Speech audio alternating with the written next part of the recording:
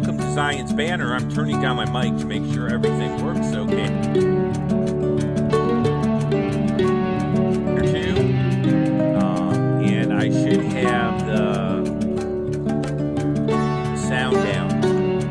So let me hit that so there's no echo. I don't hear an echo tonight. I hope I sound good to you guys. We are getting started. We are on the air. I see you and you can see me. Excellent. So, hopefully we will pull enough high speed to make this sort of work. But I am glad to have you with me. A few announcements. There's some plans that me and vocab have. And I will tell you more about that in just a second. Let me get there.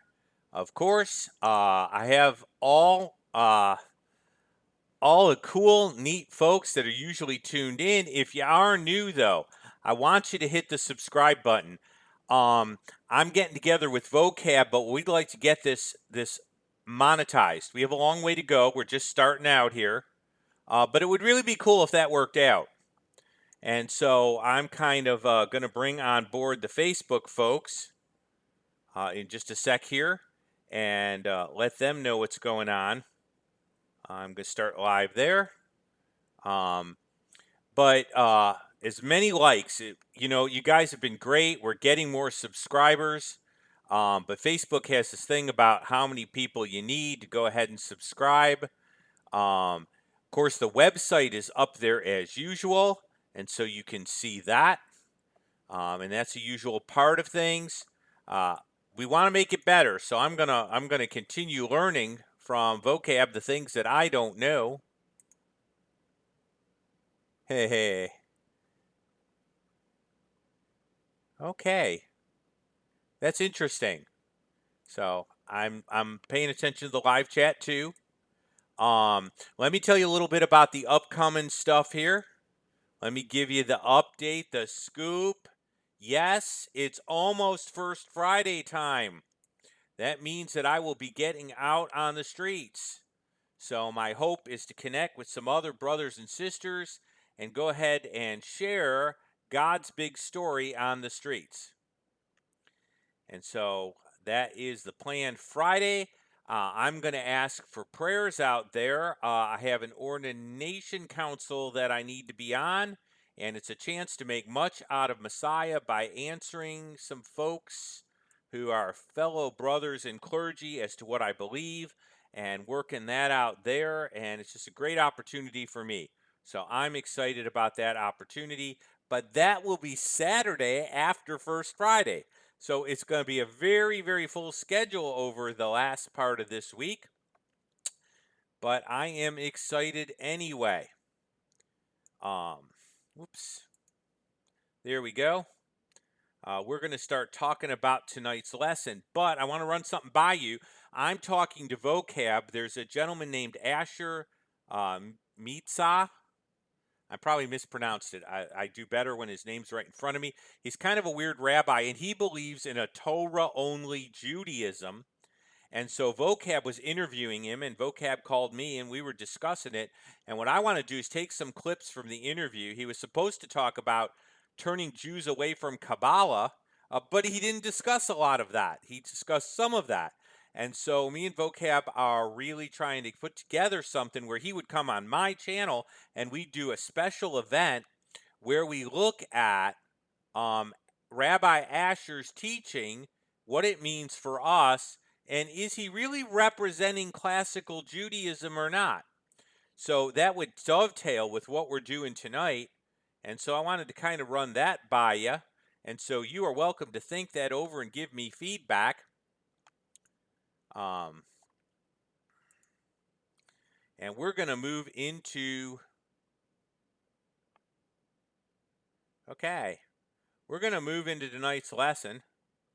I'm going to get the PowerPoint up. Now, if you downloaded the PowerPoint, there'll be one slide in this that's not in the PowerPoint.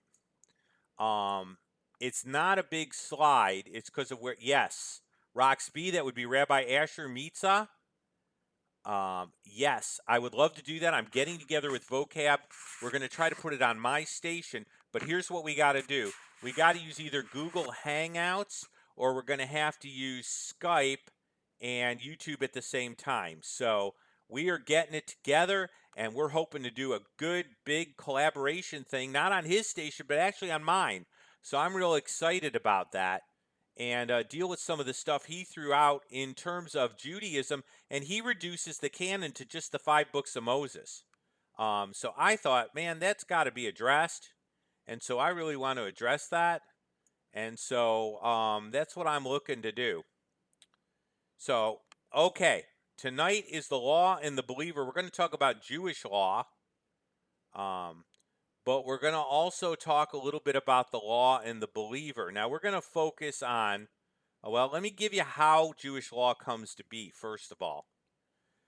The first thing you need to understand, and your screen hasn't changed yet, and I don't know why, but the first thing you need to understand is Jewish law is not just the 5 books of Moses. There you go. You can see it. It's not just the 5 books of Moses. It's the Talmud and the Torah. Now, Rabbinical Judaism postulates that along with the law that was given at Sinai in writing to Moses, there was also an oral law given. And then that oral law was passed down from Ezra to what's called the Great Council. And from the Great Council, it was passed down through the rabbis. And so if you turn to something like a very early section of Talmud, they'll have this chain. And so that's part of Jewish law too. Then there are some questions and some issues that came up for certain Jewish communities that also got thrown in on top of Jewish law. Now, most Jews are pretty much aware, well, they're not aware, but they should be aware that they're Talmud Torah Jews. And so they're Talmud and Torah. They probably don't worry much about some of these other writings, but they're at least Talmud Torah Jews. We're not going to focus on the Talmud, but I will take questions on it. Okay? But we're not going to focus on the Talmud tonight because we've got kind of our hands filled discussing the law. And, you know, one of the things that Vocab wants me to address in the conference he's doing has to do with something like tattoos. How do we handle that in terms of the law and what that means for us? And so we're going to take a look at that. We're going to focus mainly on the Torah. And that's why this slide isn't on the PowerPoint up there, but I can update that PowerPoint. And so let's start looking at the Torah and what the Torah is. So tonight we're going to cover, your slides will change. What is Torah? Coming to grips with the truth.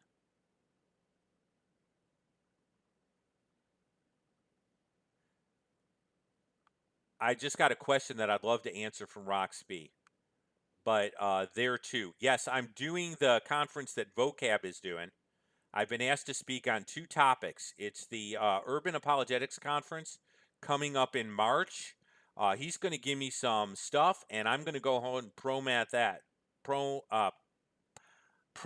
that also. So I will be there at that conference. I'll be dealing with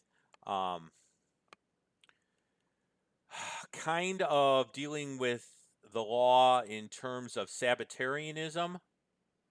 And then I'll be dealing with the law. I think he wants me to address tattoos. So I am glad. Gerald says he is reading Leviticus. I am glad you're reading Leviticus. And you're going to find interesting things. And I think tonight will be a help to you, Gerald. So I am glad you are on board. So we're going to come to grips with the truth. The truth is nobody can keep the Torah today. We're going to understand what the spirit of Torah is. We're going to understand what it's kind of all about. Then I'm going to make a case that there really is a hierarchy in the Torah. And I will talk to you about a wonderful resource that's a good part of my dissertation that relates to this, that I used a lot, and some of the views in it.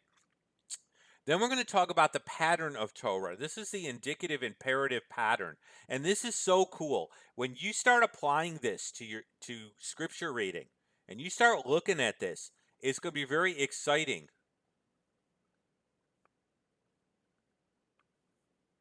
So we're going to look at that.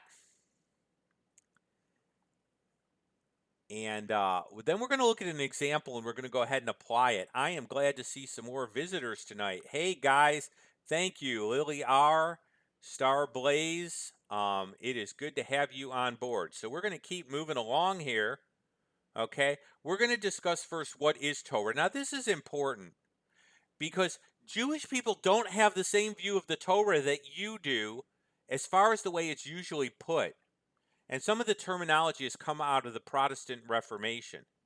So I'm never quite sure as how the stream's going to go. And so you're a few seconds behind me. But you should see a slide pop up. If you have your own PowerPoints, you could just move to the next slide. And so that is an advantage. But you don't have to because it just came up. Isn't that neat? The term Torah in Jewish thought usually refers to the 5 books of Moses. Now, I ended up using HarperCollins Bible Dictionary, but that's no big deal. That's perfectly acceptable. Let's move to the next slide and kind of show you that something has changed. The word Torah doesn't mean law. The word Torah comes from yareh. It means to throw or to cast, and it's as though you're casting knowledge out there. And it's God's instruction to Israel. Now, so why do we find it as the law in the epistles? Well, when the Bible was translated from Hebrew to Greek, the word namas was used. And so namas is the Greek word for law. And so that's the word that's used in the Septuagint. And so your English Bibles went from the Greek translation, which was namas, which just didn't mean law. It had a little broader meaning. And so during the Hellenistic period, that ended up happening. The New Revised Standard Version renders the word law, teaching, or instruction to passages where this is in. And so it is not always consistently translated law. But most people talk about the law. And as I've been doing and working on finishing the dissertation, I've had to constantly use the law, the law, the law. And I've tried to use the Torah sometimes. But you have to understand that it's almost offensive to Jewish people when you use the term the law, because it makes it sound like it's merely a legal code. And your 5 books of Moses really are not mostly legal code.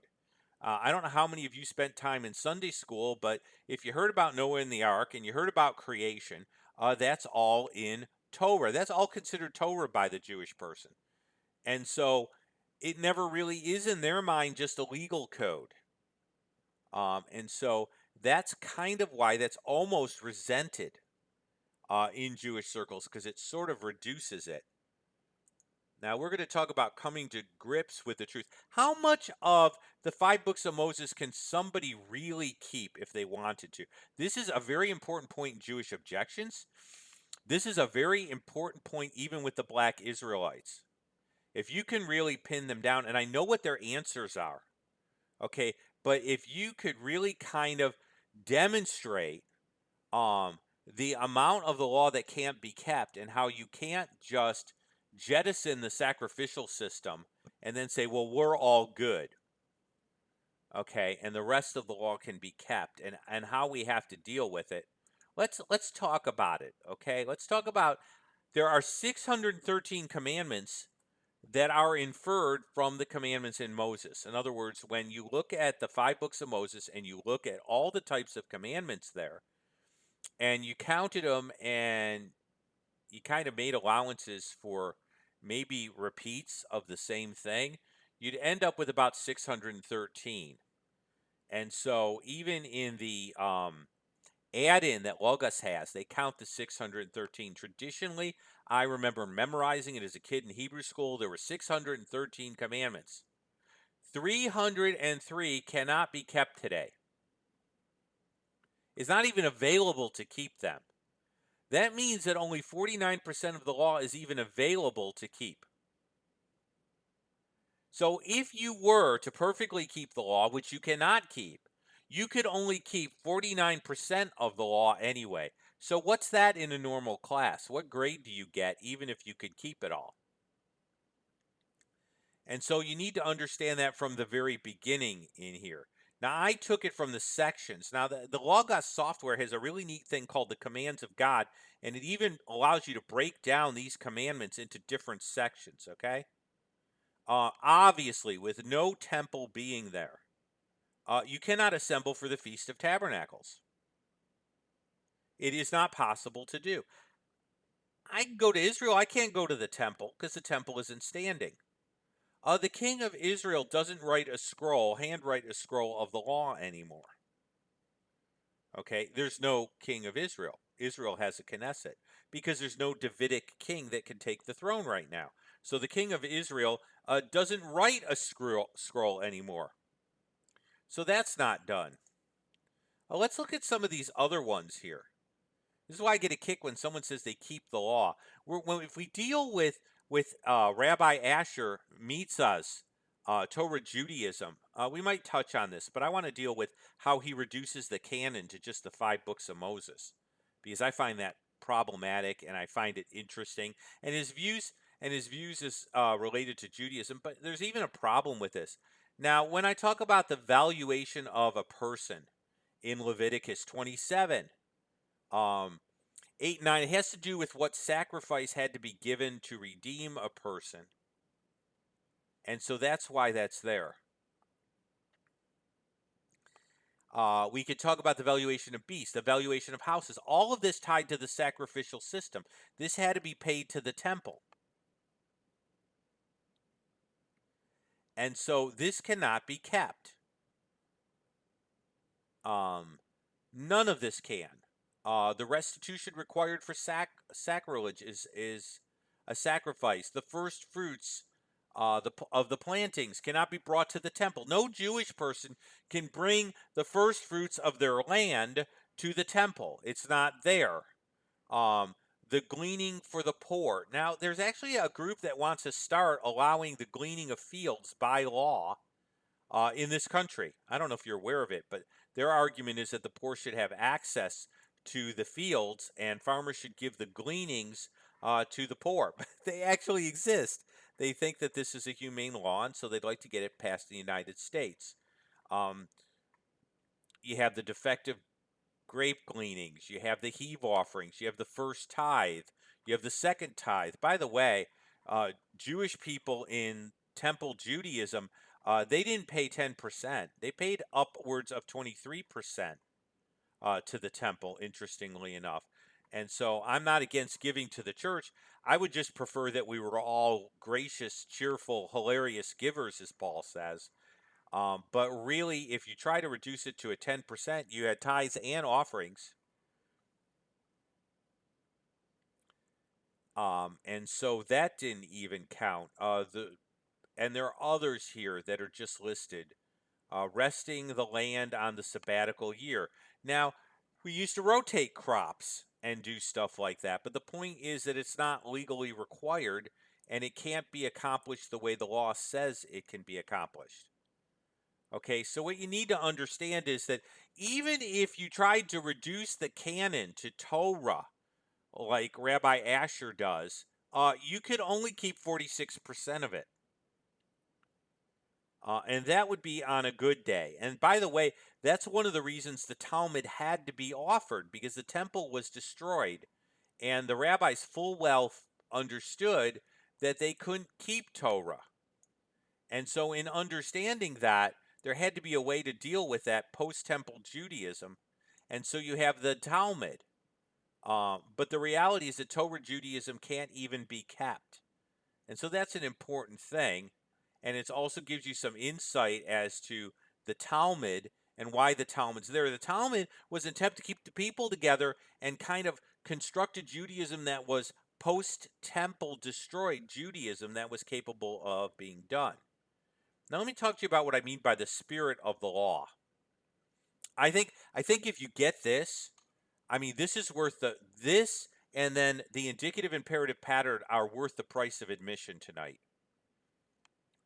So I'm kind of waiting for that slide to change and praying the Lord will speed the internet along, okay? But you can it's worth grabbing these infographics if nothing else, okay? we're going to look at a hierarchy. But when I'm talking about the spirit of the law, I'm talking about the two great commandments that Jesus ended up talking about. When I'm looking at Torah, this is the way I look at Torah, or the instruction that God gave Israel. Okay? The two greatest commandments were love God and love my neighbor. So you're sitting there in ancient Israel surrounded by Canaanites who, man, loving their neighbor doesn't look really very loving at all. And so then you're looking at, well, loving God. I mean, that's really out. And those are the examples that are nationally sitting around Israel. And remember, they had spent 400 years in Egypt. So uh, they don't have a handle on this stuff. Okay. So how do I love God and love my neighbor? Well, then there are the 10 Commandments. And the 10 Commandments explain the two. And then the 603 are there to explain the 10.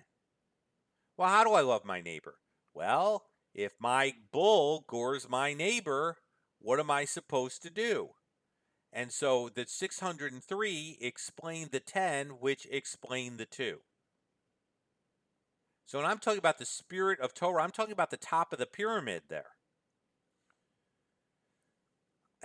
And see, I think getting that gives us a way for, as you're reading through Leviticus, to start thinking about this, especially when you plug in the indicative imperative pattern.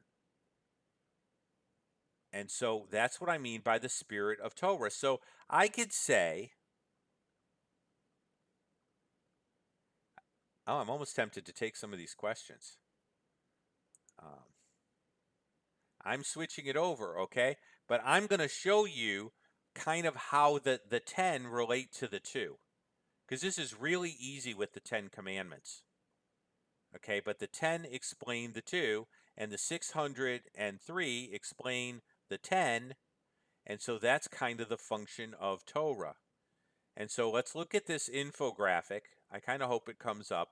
But if you ever looked at your 10 commandments, there are really 2 sections of law there. There's loving God. So what does loving God look like? Well, in the Israelites' day, surrounded by pagan nations, loving God meant obviously your prime allegiance had to be to God.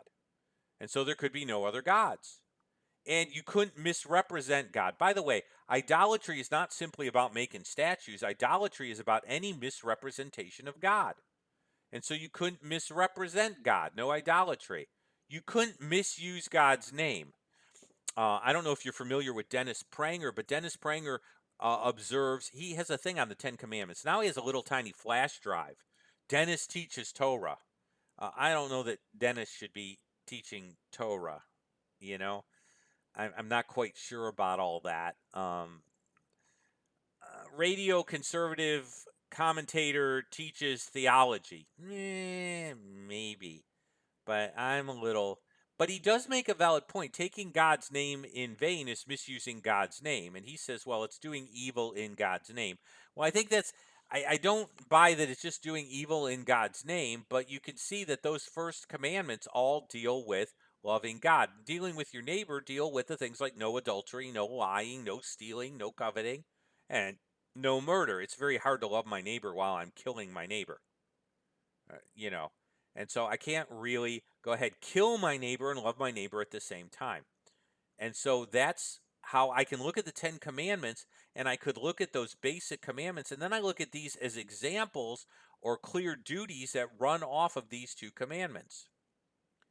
Now, here's where it gets interesting. Am I really right to go ahead and look at the idea that maybe within the law there's a hierarchy? Because James says whoever breaks one of the laws is guilty of the whole thing. Is James saying, hey, look, we really can't have a hierarchy?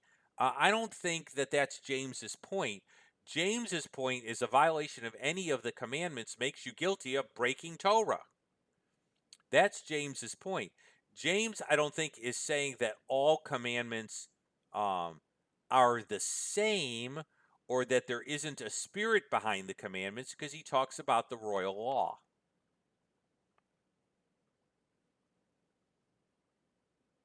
And so I think when you're dealing with James is, yes, penalty wise, you have to take all of what God says seriously.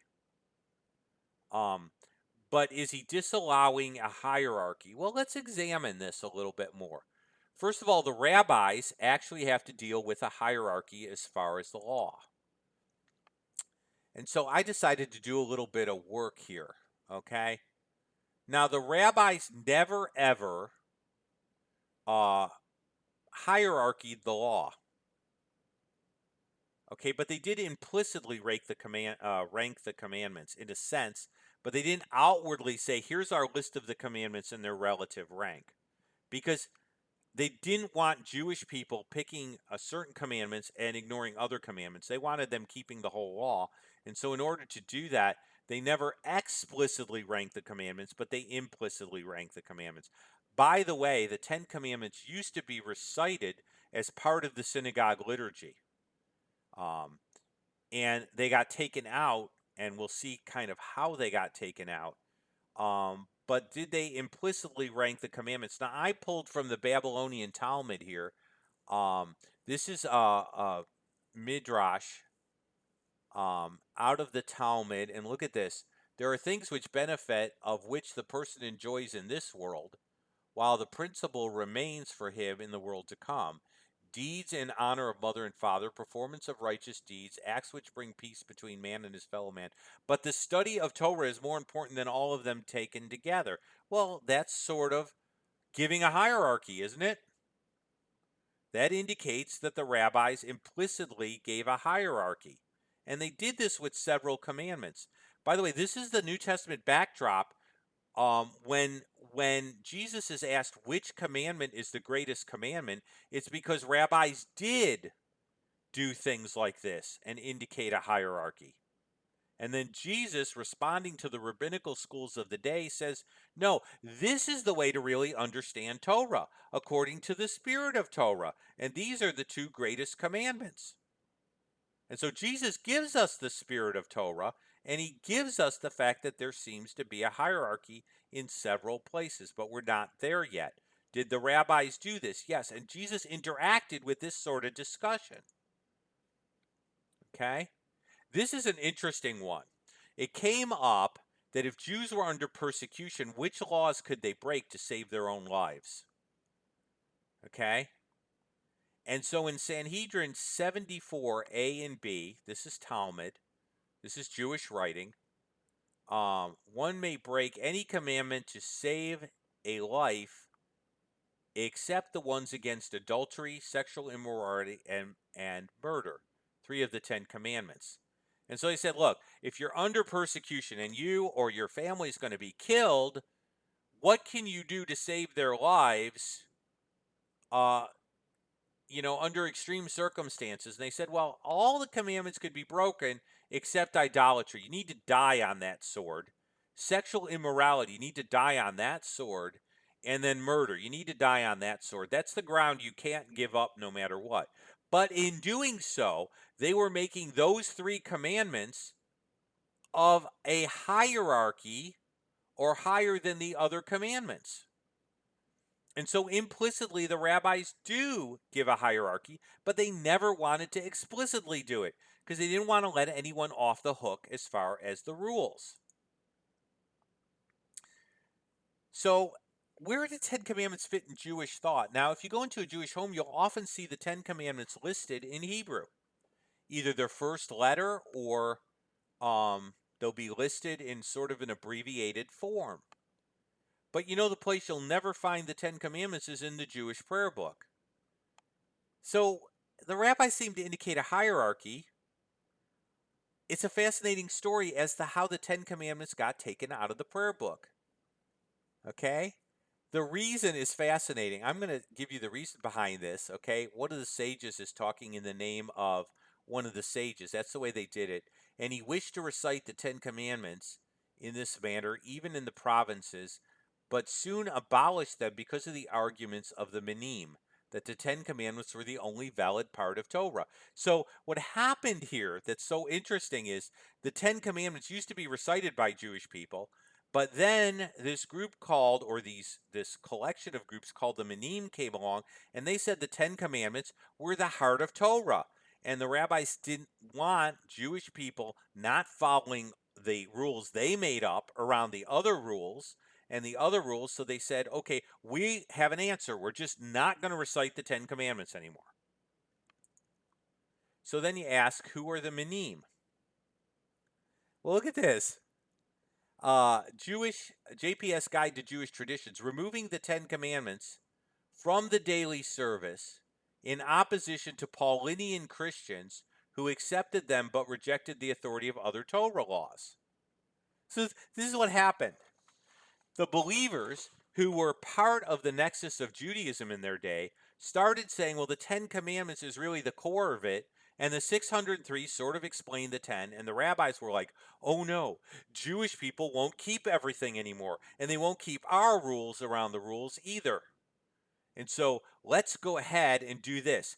We're not going to allow the 10 Commandments to be recited anymore because Jewish people might think these are like really more important, and they might start to gravitate towards keeping those and not keeping things like putting boxes of scripture on their door called mezuzahs. Oh no. And they might not keep all the kosher laws. Oh no. And they might not keep all the rules that we made up around the Sabbath so that they're keeping the Sabbath. Oh no. So we've got to go ahead and prevent this. So we're going to pull the 10 Commandments out of the Jewish prayer book. Now, the Minim refers to heretics. So anyone who's a Minim is heretic. It comes from the word min, which means kinds in Genesis. Each thing gave birth after its own kind. And the word min or Minim came to mean sectarians. And so anybody who was a sectarian was a heretic. And if we do the special thing with vocab, we'll discuss, or at least I want to touch on whether Asher Mitzah is actually Minim. I'm considered Minim. I'm considered a heretic. I like to say that. If a Jewish person says, well, you're no longer Jewish, I'd say, look, I'm not an apostate. Get it right. I'm a heretic. So at least if you're going to insult me, do it correctly. But this is what they did.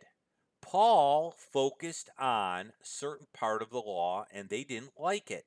And believers started to focus on the 10 Commandments as being at the heart of the law, and they decided not to like it. And so, in order to tighten up and differentiate themselves and remove themselves further from believers, they ended up removing the 10 Commandments. Does Jesus teach a hierarchy? Now, this is very important for us, okay, because we're getting it from the chief interpreter that we as followers of Jesus should follow. Let's look at this. Woe to you, scribes and Pharisees, hypocrites, for you pay the tithe of mint and anise and cumin, but you've neglected the weightier matters of the law. The weightier, the more important, the higher matters of the law, justice and mercy and faith. These you ought to have done without leaving the others undone. Well, Jesus seems to be ranking here. Jesus seems to be saying that some parts of the law are more important than other parts of the law. But wait, Wayne G. Strickland, in the book that I'm going to talk about as a resource, says, oh no, that isn't right. And he's one of the views that's out there. He's, okay, I will actually take this. Gerald is asking a really good question. It's considered a violation because God says you shall cease from all your regular work, both you and your manservant and your female servant and your beast shall cease from their regular work for the Sabbath. So that's why work is considered to be a violation. But the rabbis didn't know what work was, so they created new laws called the Toldot, or generations, based on what was done in the tabernacle to define work. That's a little additional information for you, Gerald. So the rabbinical laws are called the Toldot, and they're based around what was done in the tabernacle, and that was considered work because the Torah didn't define what work was. It just said your regular work, your regular employment, your regular vocation. And Jesus gets into a real disagreement with them over the spirit of Torah. And he says, wait a minute now, the priests work and they're not held guilty. They're in the tabernacle, and you guys devise these extra rules from the tabernacle, and they're not considered guilty. because they're serving God. So that's kind of why that's there. Hey, no problem. I like to take things from the chat, but I like to do it in such a way that, we can kind of keep some sort of order. So I'm going to bounce back and forth. Strickland is a dispensationalist. Now, there's a sense I am too, but I don't like his dispensational answers. What I mean by being a dispensationalist, I believe it's one story, but there are scenes in the story. And I think you need to maintain the balance between the story and the scenes. So I'm not rigid. I do believe that the scene changes occasionally. And I believe sometimes certain props stay and certain props go. And the key is to figure out which props are in the scene. And so that's kind of the way I look at that. But let's look at his objection. Okay? Strickland rejects distinctions connected with the idea that there are aspects within the law. Now, he gets after this whole thing and he says the issue in Matthew 23 is hypocrisy. Rather than divisions in the law, the passage is not designed to teach differing aspects of the law. He's taking the position that finding any hierarchy or distinction through Jesus' statement in Matthew 23 is taking Jesus out of context. Okay? Now I'm going to respond to that. Okay? I'm going to respond to that by quoting Greg Bonson, who actually is of the Reformed camp. Now, he's what's called a theotomist. He believes that Old Testament law should be applied to the United States, not just morally, but we should take the civil laws for Israel and apply them to the United States. I'm not comfortable with that position. I'm not going to make it a death penalty offense in the United States and go around and arrest every clairvoyant. Although, if they were truly psychic, they would know we're coming to get them.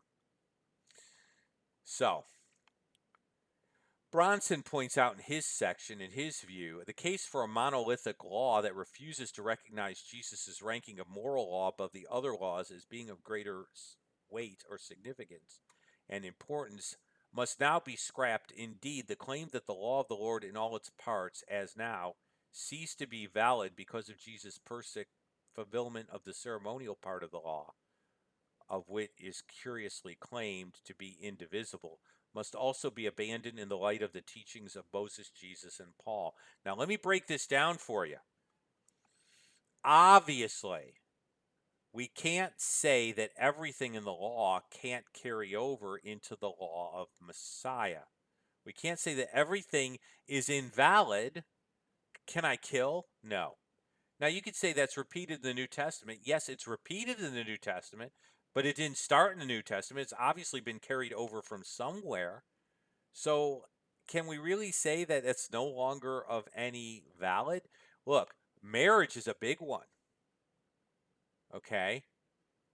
If the law, which includes Genesis, is completely irrelevant to us today, then the definition of marriage, which derives from that, which Jesus says it derives from the creation, and thus from Genesis, which is part of the law, becomes invalid too. So we want to be careful with that. And so this is a place where I really appreciate Greg Bonson. And I say, you know what? You and Walter Kaiser agree there. Walter Kaiser's another view. And I see some validity to what you're saying here. I think, that there is an emphasis on the moral aspects of the law over and above the ceremonial aspects of the law. And I think the rabbis even implicitly kind of state that there's some sort of hierarchy, even though they won't admit it explicitly. And so that's kind of, how about the prophets? Now, this is interesting. Of all the parts of the law, what do the prophets focus on? With what shall I come before the Lord? Micah 6:6-8. And bow myself before the high God. Shall I come before him with burnt offerings? That's the sacrificial law. That's the ceremonial law, right? With calves a year old. Will the Lord be pleased with 1,000 rams? I'm keeping the ceremonial part of the law. 10,000 rivers of oil. That's the ceremonial law. Shall I give the firstborn for my transgression, the fruit of my body for the sin of my soul? Now look at what Mike is saying. Mike is not invalidating the sacrificial system. That's a common anti-missionary argument. But he is elevating something. Above it, he's saying, "O man, what is good and what does the Lord require of thee? But to do justly, to love mercy, and to walk humbly with your God." By the way, the rabbis talk about reducing the law. What is the number of commandments that must be kept? Do you know that they reduce it down? This is one of the reductions. One rabbi said 3. For Micah says, "He has shown thee, O man, what's required of thee." So all the commandments can be reduced to 3. And then the rabbi says 2. And then one rabbi actually says, "The just shall live by faith," for all the commandments can be reduced to 1. Shockingly enough. What does Micah focus on? Is he saying the sacrificial system shouldn't go on? No, he's saying, look, there's something more important than the ceremonial aspects of the law. The moral aspects of the law. He has shown thee, O man, what is good and what the Lord requires of thee. So now let's talk about the indicative imperative pattern. This is so cool. You're reading through Leviticus, you're reading through some of this. Yes, I bet you are. Dr. Michael Brown covers this very nicely in Objections to the Sacrificial System. Good job. Keep reading. Excellent. So,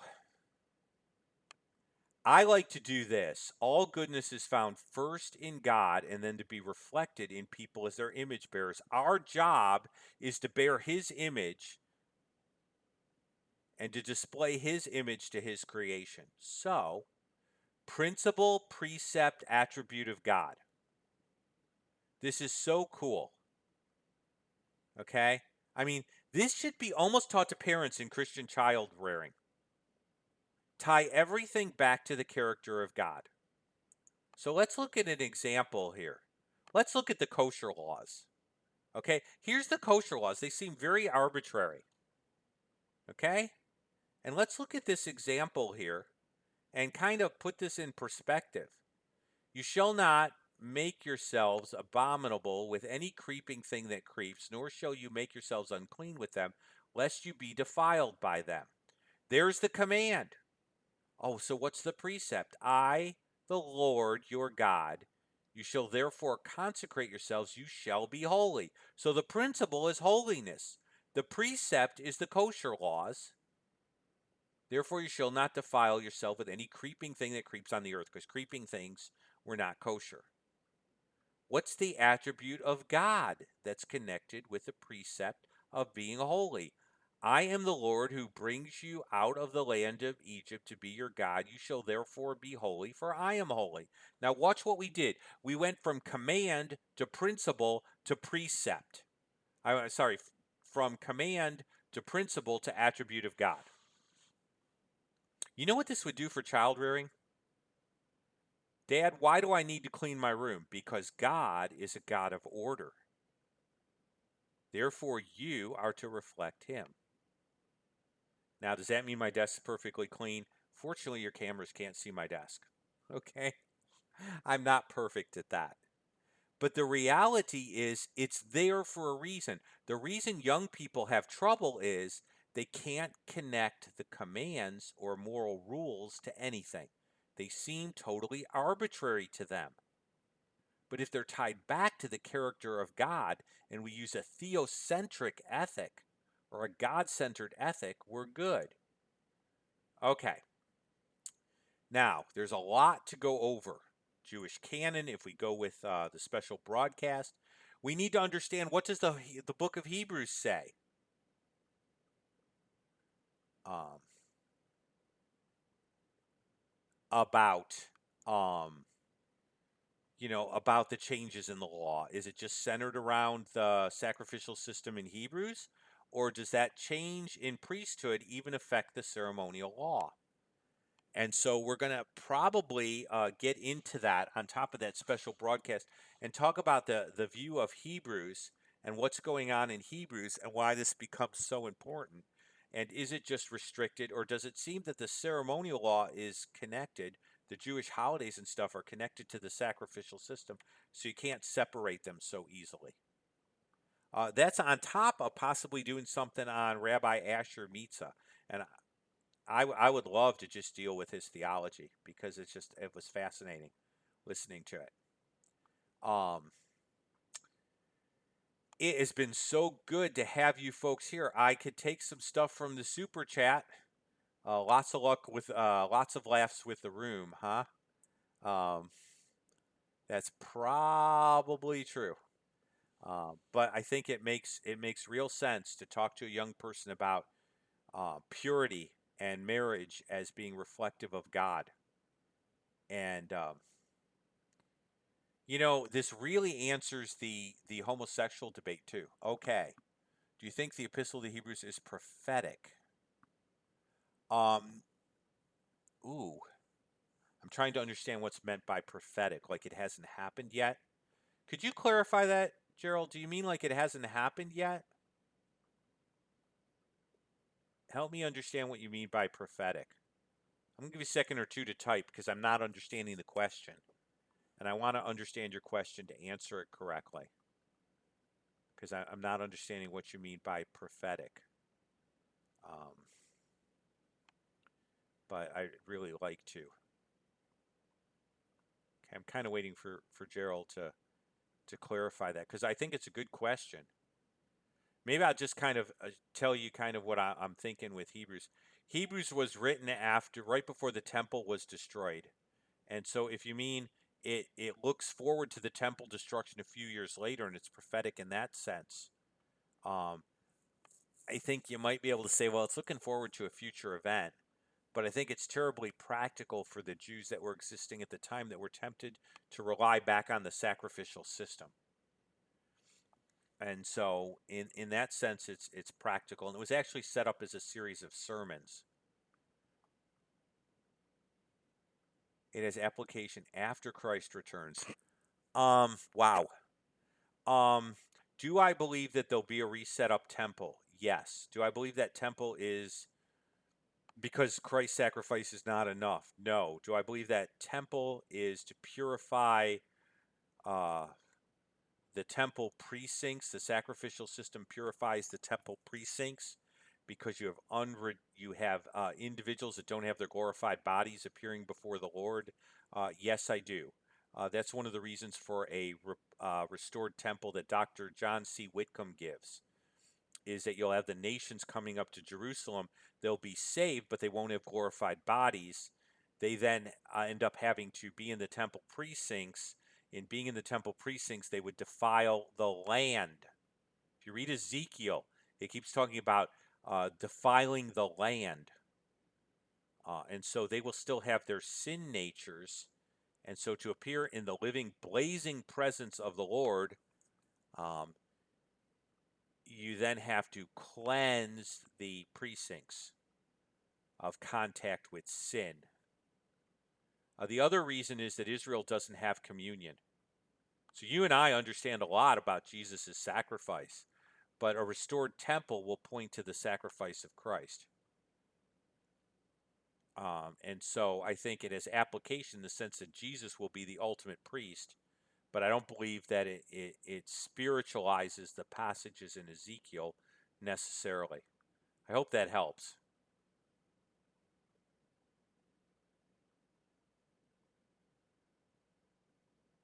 Okay. If anyone didn't get that or wants to further ask about that, that's absolutely fine. And I understand that there are some different theological schools.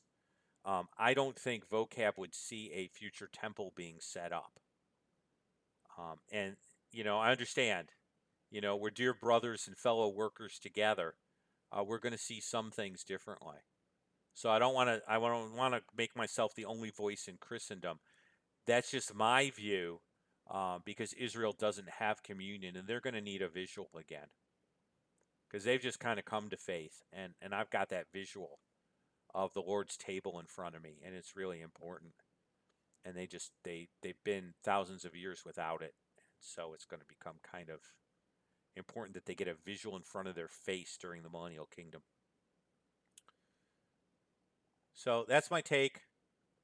Um, but I'll take questions on it, and I'll understand that there may be some different opinions. If anti-missions play down the atonements, are they actually ignoring part of the Torah? Yes, they are. They absolutely are. I almost feel like saying, "Blessed are you, for flesh and blood did not reveal it to you, but your Father who is in heaven." Rebecca, that is great. Yes, they are downplaying part of the Torah. And I almost want to touch on this a little if we do something with Rabbi Asher Mitza, because he's so big on Torah only and the rest of the canon doesn't exist. And they really are downplaying part of the Torah. They're ignoring part of it. Now, they're doing so on the basis that there's a Talmud or oral law that was given at Sinai, too. So I want to help you understand their thinking. Their thinking is there's this written Torah and then this mysterious oral Torah that finally got written down in the Talmud gave us permission. But there's no oral law. By the way, we could do a show on whether the oral law is legit, whether there's any basis for the oral law in the Torah, and look at a little of that. Um, and maybe even look at, does the Talmud line up with Torah? A little bit. I mean, the Talmud is huge. Okay. The Babylonian Talmud and the Jerusalem Talmud, and they're compiled right around, 6th century. So, but we could talk a little bit about that oral law because that's their way out, Rebecca, is the oral law. That's why they're Talmud Torah Jews. Great questions. I don't see a whole lot else in the super chat, but if anything else came up, I think folks are indicating that they'd like to see something. They'd like to see something related to dealing with the theology of Rabbi Asher. So that's just one more reason to work on it. My friend says sacrifices and the idea of Messiah sacrifice are not Jewish but pagan. Ha! All right. Can we take a few minutes here with that? Beautiful. Um, First of all, you have to ask yourself, um, is the idea of sacrifice pagan? Well, if I go to Leviticus, which is part of Torah 7:11, without the shedding of blood, there is no forgiveness of sin, right? So let's go there. I share the gospel more from the Old Testament. So my Jerusalem road contains Leviticus 17:11. I have what's called the Jerusalem road. I didn't invent that. The life of the flesh is in the blood, and I have given it to you. God has given it to you. Okay, that's what he says, to make atonement for your souls, for it is blood that makes atonement for the soul. By the way, that's the explanation in 12 why you don't eat blood. Because blood belongs to God, and he gave it to the children of Israel for atonement. Therefore, you shall not take and eat blood. Messiah's sacrifice, clearly, Isaiah 53 is not pagan. So your friend needs to be challenged. Hey, look, you say you believe in Torah, you say you believe in the prophets. Well, how then are those ideas pagan? Is the Torah then pagan? Are the prophets then pagan? Is Judaism pagan because it practiced it? Is the temple in Jerusalem pagan? Do you think that Jerusalem really shouldn't be Israel's capital? Because that's a pagan idea? So, good question. Um,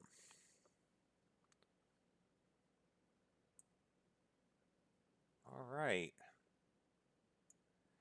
Are there some questions about some specifics? And I can tell you whether they're oral law or written law or where they come from. Or we could try to apply the imperative indicative to them if you so want to.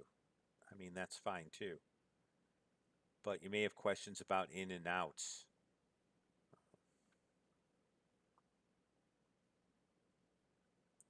Okay, because sometimes you'll run into Jewish Sabbath laws that some Jewish friend of yours might keep, and it's like, well, how's that a law?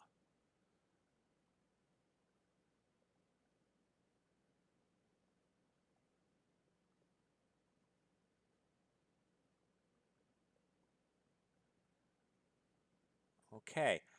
Any feelings on dealing with Hebrews a little? Background of Hebrews, what's being said in Hebrews 7 and 8, and following the argument through, does it touch just the ceremonial law um, or just the sacrificial system? Because that's where I'm thinking of going. So, well, I think that we are about ready to wrap up. Now, I can't freestyle like vocab.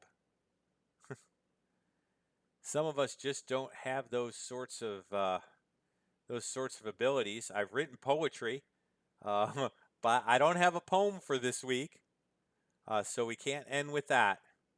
But it has been great having folks on board. Remember that you can go ahead and email us at zionsbanner at Gmail, and I thank you for those that did that.